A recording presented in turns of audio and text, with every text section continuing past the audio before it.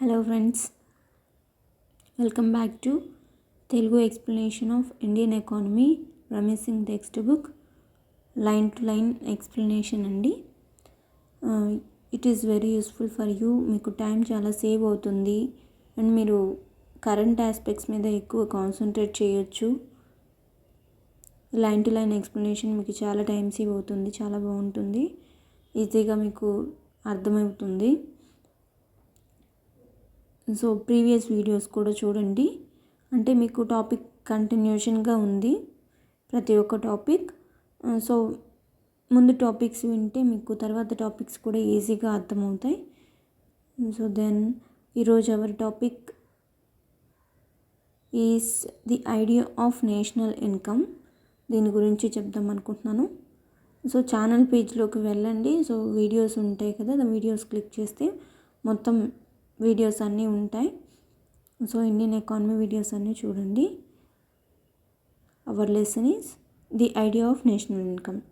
ఈరోజు income is probably the most frequently used term in economics, used by experts and laymen. సామాన్యులు కానీ మామూలుగా experts కానివ్వండి, నిపుణులు ఆర్థిక నిపుణులు కానివ్వండి, వాడే పదం ఏంటంటే ఇన్కమ్. ఎక్కువగా ఎకనామిక్స్ అంటే ఎక్కువగా వచ్చేది ఇన్కమ్, ఆదాయం గురించి వస్తుంది. Income level is most commonly used tool to determine the well being and happiness of nations and their citizens. దేశం గురించి కానీ, సిటిజన్స్ దాంట్లో ఉన్న జనాల గురించి కానీ, వాళ్ళు మంచిగా ఉన్నారా అండ్ వాళ్ళ సంతోషాన్ని గురించి మెజర్ చేయడానికి మోస్ట్గా చూసేది ఏంటంటే వాళ్ళ ఆదాయం బాగుందా లేదా. ఆదాయం బాగుంటే వాళ్ళు కూడా బాగుంటారు అనే ఒక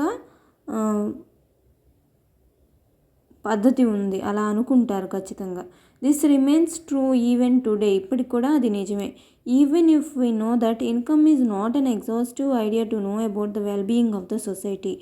ఇన్కమ్ ఒక్కటే కాదు, ఆదాయం ఒక్కటే కాదు, వాళ్ళు బాగున్నారా లేదా అని తెలుసుకోవడానికి, మంచిగా ఉందా లేదా అని తెలుసుకోవడానికి అని తెలిసినప్పటికీ కూడా there has been some reason for such a perception about the concept of income.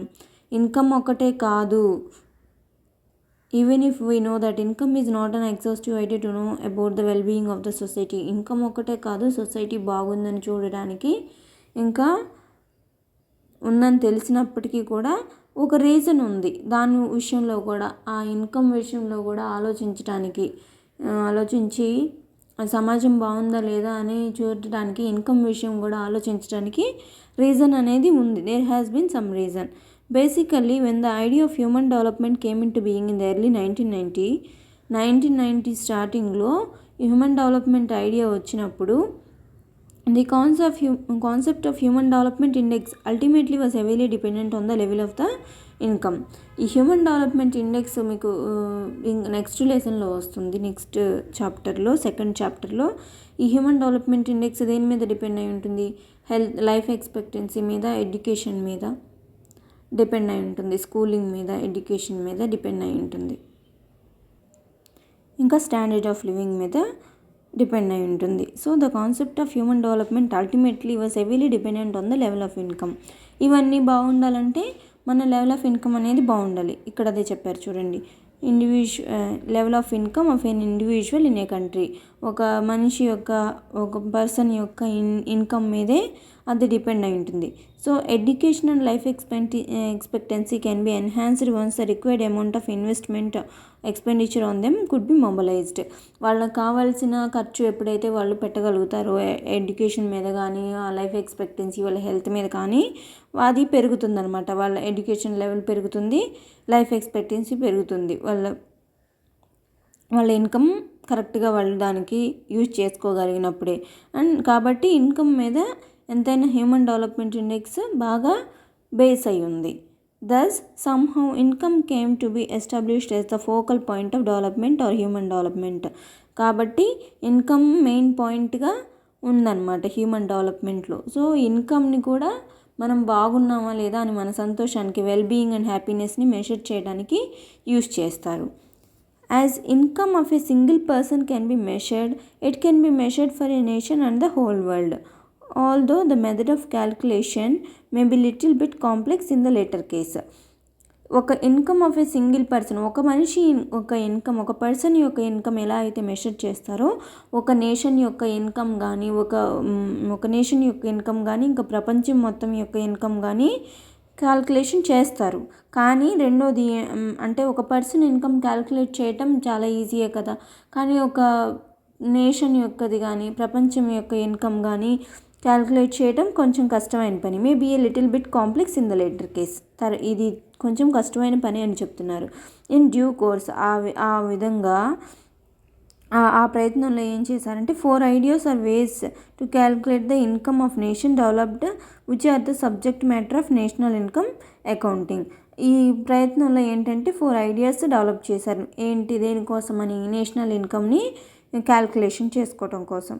These 4 ways to calculate the income of an economy, all the different from each other in some ways, are the concepts of ఈ 4 different అయినప్పటికీ concepts ఏంటంటే GDP, NDP, GNP, NNP ఇవి అనమాట.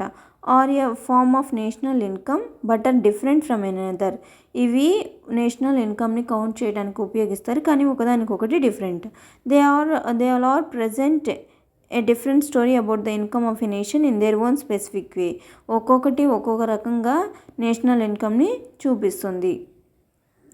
Here we will objectively discuss each one of them. So ఈ వీడియోలో నేను GDP ఒకటి చెప్తాను. సో డిస్కషన్ వీటి గురించి ఉంటుంది. ఇప్పుడు ఈ 4 టాపిక్స్ తర్వాత ఇంకొక 2-3 టాపిక్స్ ఉంటాయి. So we will complete our first chapter with this. So next we will go to GDP. So GDP అంటే ఏంటి? Gross domestic product. జీడిపిని గ్రాస్ డొమెస్టిక్ ప్రొడక్ట్ అంటారు. డొమెస్టిక్ అంటేనే తెలిసిపోతుంది దీంట్లో విషయం అంతా. ఈ డొమెస్టిక్ అనే దాంట్లోనే ఉంది. ఇదేంటో చూద్దాం. Gross domestic product is the value of all final goods and services produced.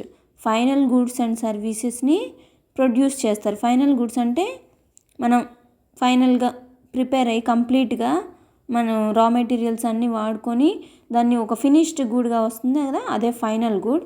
And services మనకు అందే services produced within the boundary of a nation. Domestic అన్నారు కదా, ఇక్కడే ఉంది. అంటే మన దేశం లోపల తయారు చేసి ప్రొడక్షన్ చేసింది వాటి వాల్యూని గ్రాస్ డొమెస్టిక్ ప్రొడక్ట్ అంటారు. డ్యూరింగ్ 1 year పీరియడ్ అంటే 1 సంవత్సరం లోపు ఎన్ని ప్రొడక్ట్స్ మన కంట్రీ లోపల ప్రొడక్షన్ చేశారు, వాటి వెల ఎంత, ఇది gross domestic product. For India this calendar year is from 1st April to 31st March. ఇండియాలో ఇది ఎప్పటి నుంచి ఎప్పటిదాకా? 1st April నుంచి 31st March లోపు. 1st April నుంచి 31st March లోపు తయారు చేసిన ప్రొడక్ట్స్ అన్నీ, ప్రొడ్యూస్ చేసిన ప్రొడక్ట్స్ కానివ్వండి, సర్వీసెస్ కానివ్వండి, వాటి వాల్యూని గ్రాస్ డొమెస్టిక్ ప్రొడక్ట్ అంటారు. జీడిపి అంటే ఓన్లీ మన టెరిటరీ లోపల చేసినవి, మన టెరిటరీ లోపల ప్రొడక్షన్ అయినవి. అవి బయట దేశం అయినా కానివ్వండి, మన టెరిటరీ లోపల ప్రొడక్షన్ అయి ఉండాలి. It is also calculated by adding national private consumption, gross investment, government spending and trade balance. అంటే ఎక్స్పోర్ట్ మైనస్ ఇంపోర్ట్స్. ఇది ఎట్లా అంటే ఇప్పుడు సపోజ్ చూడండి, ఇది నేషనల్ ప్రైవేట్ కన్సంప్షన్ని యాడ్ చేసుకుంటుంది, గ్రాస్ ఇన్వెస్ట్మెంట్ని క్యాల్కులేట్ చేసుకుంటుంది, అండ్ గవర్నమెంట్ స్పెండింగ్ని అంటే గవర్నమెంట్ పెట్టే ఖర్చుని క్యాల్కులేట్ చేసుకుంటుంది, ట్రేడ్ బ్యాలెన్స్ చూసుకుంటుంది. అంటే ఎక్స్పోర్ట్స్ మైనస్ ఇంపోర్ట్స్ అనేది దీనికి ఉంటుంది. ఎలా?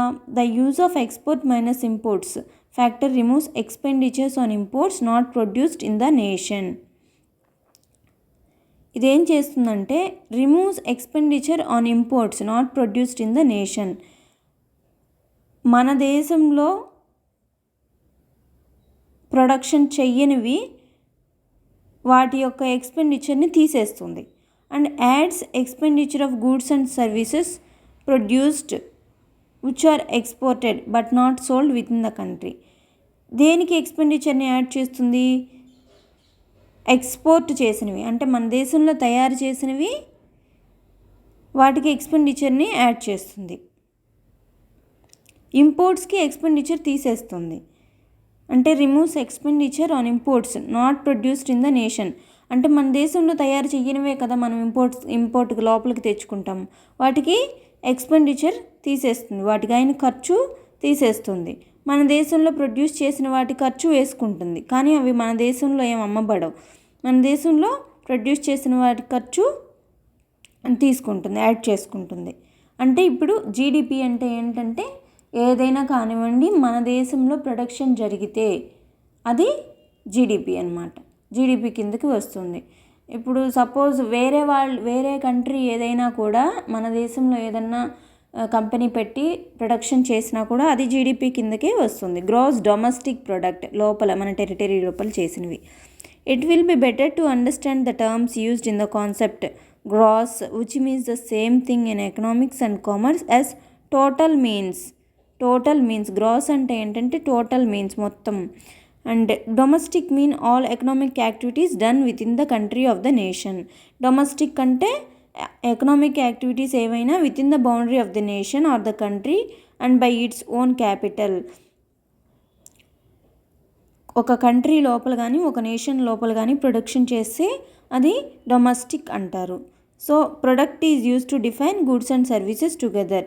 సో ఇక్కడ ఈ గ్రాస్ డొమెస్టిక్ ప్రొడక్ట్ అనే దాన్ని మనకి వివరించారనమాట. గ్రాస్ అంటేనేమో టోటల్, డొమెస్టిక్ అంటేనేమో produced within the country or the nation, మన దేశంలోపు ప్రొడ్యూస్ చేసింది. గ్రాస్ అంటే మొత్తం మన దేశంలోపు ప్రొడ్యూస్ చేసింది, దేశంలో అండ్ మన దేశం బౌండరీ లోపల ప్రొడ్యూస్ చేసింది. ప్రొడక్ట్ అంటే గూడ్స్ సర్వీసెస్, వీటిని ప్రొడక్ట్గా చెప్పారు. And final means the stage of a product after which there is no chance of value addition to it. Final అంటే ఇంక దాన్ని ఇంకా మార్పు చేయడానికి ఏమి ఉండదు, ఇక దానికి వేరే ఎడిషన్ చేయడానికి, దానికి వేరే వాల్యూ ఏమి ఇవ్వడానికి ఏమి ఉండదు. అది ఇంకా ప్రిపేర్ అయిపోయింది, దీనికి ఇంత ఇది ఎండ్ ప్రొడక్ట్ అనమాట, అది ఫైనల్. సో ఇక్కడ వచ్చిన మెయిన్ వర్డ్స్ని all final goods and services. Product అంటే goods and services, and domestic అంటే produced within the boundary, మన బౌండరీ లోపల ప్రొడ్యూస్ చేసింది. సో వీటికి ఇప్పుడు ఈ గ్రాస్ డొమెస్టిక్ ప్రొడక్ట్ ఈ కాన్సెప్ట్కి యూజెస్ చూద్దాం. Per annum percentage change in it is the growth rate of an economy. సంవత్సరానికి ఒకసారి దీంట్లో వచ్చే చేంజ్ ఉంది కదా, దాన్ని ఆర్థిక వ్యవస్థ యొక్క గ్రోత్ రేట్ అంటారు. ఫర్ ఎగ్జాంపుల్ ఒక సంవత్సరానికి ఇంత పర్సంటేజ్ చేంజ్ వచ్చింది అనుకోండి, దాన్ని ఆ చేంజ్ని గ్రోత్ రేట్ ఇంత పెరిగింది అంటారు. For example if A country has GDP of 107 which is 7 rupees higher than the last year, it has a growth rate of 7%.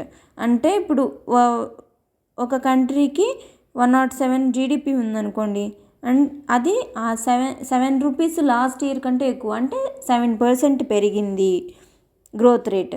when we use the term growing economy, it means that the economy is adding up its income. the quantitative terms అంటే దాని wait అనేది పెంచుకుంటుంది, అంటే దాని కొలత, అంటే దాని number పెరుగుతుంది, సంఖ్య పెరుగుతుంది. It means the economy is adding up it's income. Growing economy అంటే ఎకానమీ గ్రో అవుతుంది, పెరుగుతుంది, అంటే క్వాంటిటేటివ్ టర్మ్స్లో దాని సంఖ్య పెరుగుతుంది అని అర్థం. If a quantitative concept, it is a quantitative concept and its volume size indicates the internal strength of the economy. అంటే కంట్రీ యొక్క ఇంటర్నల్ స్ట్రెంగ్త్ అనేది దాని యొక్క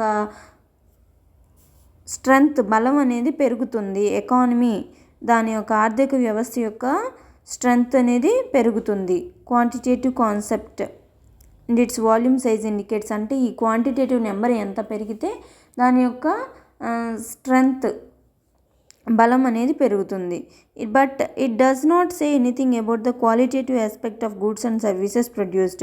కానీ ఇది ప్రొడ్యూస్ చేసిన గూడ్స్ అండ్ సర్వీసెస్ యొక్క గుణాన్ని గురించి ఏం మాట్లాడదు, క్వాలిటీ గురించి. It is used by the IMF and world bank in the comparative analysis of its member nation. IMF international monetary fund and world bank comparative అనాలిసిస్లో, అంటే ఏ కంట్రీ ఎంత బాగుంది, ఏ కంట్రీకి ఇన్కమ్ ఎక్కువ ఉంది అనే దాని గురించి కంపారిటివ్గా అనాలిసిస్ దాంట్లో ఉన్న నేషన్స్ యొక్క మెంబర్స్ని కంపేర్ చేసేటప్పుడు మెంబర్స్ అంటే ఇన్ని కంట్రీస్ అని ఉంటాయి కదా, ఆ మెంబర్స్ని, ఆ కంట్రీసే అక్కడ మెంబర్స్, ఆ మెంబర్ నేషన్స్ని కంపేర్ చేసుకునేటప్పుడు ఒకదానికొకటి ఈ జీడిపి కూడా చూస్తారనమాట. సో ఈ జీడిపి అంటే ఏంటో అర్థమైంది కదా. సో మన టెరిటరీలో ప్రొడ్యూస్ చేసిన ఫైనల్ గూడ్స్ అండ్ సర్వీసెస్ యొక్క వాల్యూని జీడిపి అంటారు. అంటే మన టెరిటరీలో ప్రొడ్యూస్ చేయాలి, బయట దేశం వాళ్ళు వచ్చి మన దాంట్లో ప్రొడ్యూస్ చేసినా కూడా అది జీడిపి కిందకు వస్తుంది, కానీ మనం వెళ్ళి బయట ప్రొడ్యూస్ చేసింది జీడిపి కింద రాదు. So this is GDP.